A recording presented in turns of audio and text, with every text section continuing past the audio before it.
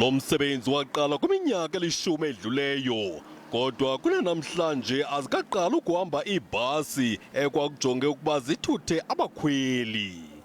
Lomsebenzi wokwakha le mizila yeebhasi kukholeleka ukuba sele utyabule imali engaphaya kwe-2 billion yeerandi. Here we sit 11 years later, 3 billion rand down the drain, and there's no progress whatsoever.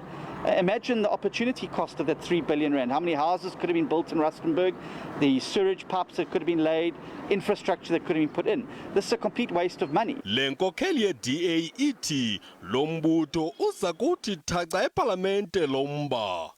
The worst part is the municipality now wants 1.4 billion rand extra to fix this. It doesn't have to be like this. The Go George project in George, the My City bus system in Cape Town, were all subject to exact same constraints and time frames, and yet they have got legacy projects now where they've got functioning bus rapid transport system. Clearly, this is an example of what happens when rent-seeking meets incompetence. Abahlali nabo bavakalise ezabo izimvo.